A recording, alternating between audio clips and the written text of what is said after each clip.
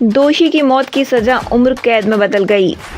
30 साल तक बिना रिहाई जेल में रहेगा दोषी।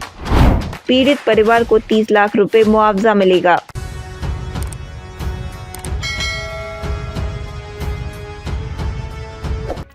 पंजाब एवं हरियाणा हाईकोर्ट ने हरियाणा के पलवल जिले में 5 साल की बच्ची के दुष्कर्म और हत्या के मामले में दोषी ठहराए गए आरोपित की मौत की सजा को उम्र कैद में बदल दिया है।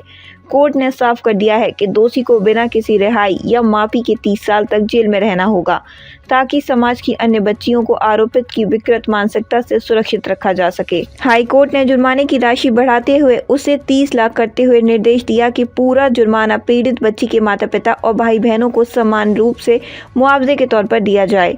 कोर्ट ने कहा कि आपराधिक न्याय प्रणाली का उद्देश्य केवल दंड देना नहीं, बल्कि पीड़ित परिवार को यथासंगत न्याय संगत राहत प्रदान करना भी है।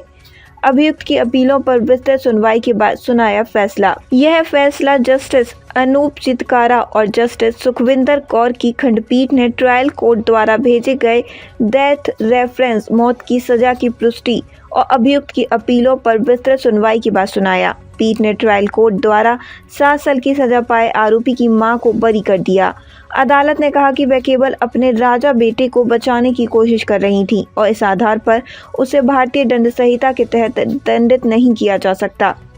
पीड़िता की उम्र 5 साल थी। अदालत ने अपने फैसले में कहा कि यह हत्या पूर्व नियोजित नहीं थी, बल्कि दुष्कर्म के सबूत मिटाने की घबराहट में की गई। पीड़िता की उम्र घटना के समय 5 साल 7 महीने और 14 दिन थी। 31 मई 2018 को आरोपित, जो बच्ची के पिता के यहाँ काम करता था और टेंट लगाने का व्यवसाय करता था, बच्ची को अपने साथ ले गया। वहां उसने बच्ची के साथ दुष्कर्म किया और फिर रसोई के चाकू से कई बार कर उसकी हत्या कर दी। इसके बाद शव को आटे के ड्रम में छिपा दिया गया, जिसे उसकी मां इस्तेमाल करती थी। अदालत ने कहा कि परिस्थिति जन्य साक्ष्यों की कड़ी पूरी तरह साबित होती है।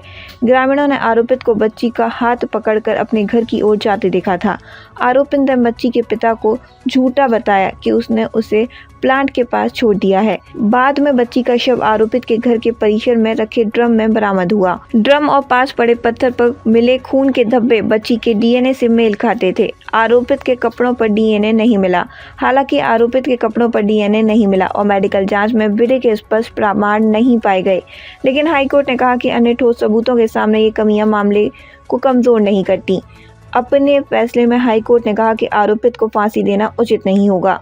अदालत ने सुप्रीम कोर्ट के ऐसे ही मामलों के फैसलों का हवाला देते हुए कहा कि समाज की सुरक्षा के लिए आरोपी को जीवन भर के लिए निष्क्रिय करना अधिक उपयुक्त दंड है। माताएं बेटों को लेकर अंधा प्रेम रखती हैं। आरोपित की मां की भूमिका पर अदालत ने माना कि उसने तलाशी के दौरान विरोध किया और ग्रामीणों के घर में घुसने पर बिजली बंद कर दी थी। इसके बावजूद पीठ ने टिप्पणी की कि इस क्षेत्र में अक्सर माताएं अपने बेटों के प्रति अंधा प्रेम रखती हैं। उसकी एकमात्र गलती यह थी कि वह अपने राजा बेटे को बचाने की कोशिश कर रही थी, जिसके लिए उसे दंडित नहीं किया जा सकता।